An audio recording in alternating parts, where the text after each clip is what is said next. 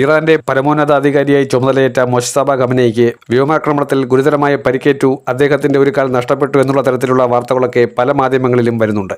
അദ്ദേഹം വളരെ വ്യക്തമായി പറഞ്ഞു, അദ്ദേഹം എത്രനാൾ ജീവിച്ചിരിക്കുമെന്ന് അദ്ദേഹത്തിന് തന്നെ ഉറപ്പില്ല. അതിനർത്ഥം ഇറാൻ കീഴടങ്ങിയെന്നല്ല.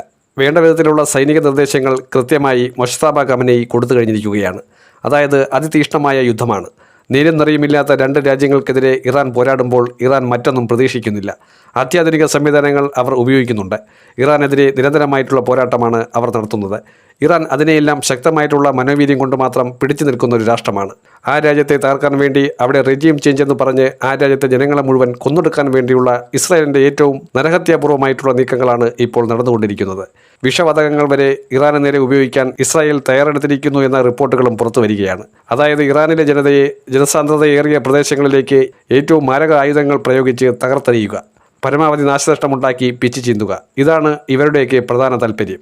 അങ്ങനെയിരിക്കെ മൊജ്തബ ഖമനേയി ആശുപത്രി കിടക്കയിലാണ്, മരണത്തോട് മല്ലിടിക്കുകയാണ് എന്ന് പറഞ്ഞ് ഇസ്രായേലി മാധ്യമങ്ങളും വലതുപക്ഷ മാധ്യമങ്ങളും ആഘോഷ ലഹരിയിലാടുമ്പോഴും വളരെ വ്യക്തമായി തന്നെ ഇറാൻ വിദേശകാര്യമന്ത്രിയും ഇറാൻ പ്രസിഡന്റും അസന്നിഗ്ധമായി പ്രചരിക്കുന്ന ഒരേ ഒരു കാര്യം ഇറാൻ കീഴടങ്ങുകയില്ല എന്നു തന്നെയാണ്. ഇറാൻ ആയുധം താഴ്വയ്ക്കാൻ ഒരിക്കലും താല്പര്യപ്പെടുന്നില്ല.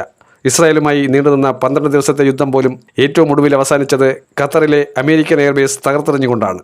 അതുപോലെ ഏറ്റവും ശക്തമായിട്ടുള്ള സാന്നിധ്യം ഇറാൻ മധ്യേഷ്യയിൽ നടത്തുന്നുണ്ട്. ഒരേ സമയം എല്ലാ ഗൾഫ് രാജ്യങ്ങളിലേക്കും ആക്രമണം അഴിച്ചുവിടുന്നത് വാസ്തവത്തിൽ അമേരിക്കയുടെ സുരക്ഷയെ വെല്ലുവിളിക്കാൻ തന്നെയാണ്. അത് പരിപൂർണമായി ഇറാൻ വിജയിപ്പിച്ചെടുത്തു എന്ന് തന്നെ പറയേണ്ടി വരും. അമേരിക്കയുടെ കുബുത്തിക്ക് മുന്നിൽ ഇറാന്റെ പോരാട്ട വീര്യം തകരുന്നില്ല എന്നുള്ളതിൻ്റെ ഏറ്റവും ഉത്തമ ഉദാഹരണം കൂടിയാണ് ഇപ്പോൾ സംഭവിച്ചുകൊണ്ടിരിക്കുന്നത്. കപ്പൽ ഗതാഗതം, ചരക്ക് ഗതാഗതം ഉൾപ്പെടെ ഫോർമൂസ് കടലിടുക്ക് അടയ്ക്കുന്നതും അതിനുവേണ്ടി തന്നെയാണ്. നയതന്ത്ര പ്രധാനമായിട്ടുള്ള അവരുടെ സമ്പുഷ്ടീകരണ പദ്ധതിക്ക് തടസ്സം നിൽക്കാൻ ആരെങ്കിലും ശ്രമിച്ചാൽ അതിന് ഒരു രീതിയിലും വില കൽപ്പിക്കില്ല. അതിന് പുല്ലുവില കൊടുക്കുമെന്നും കൃത്യമായി ഇറാന്റെ പ്രസിഡന്റ് തന്നെ പറഞ്ഞതാണ്.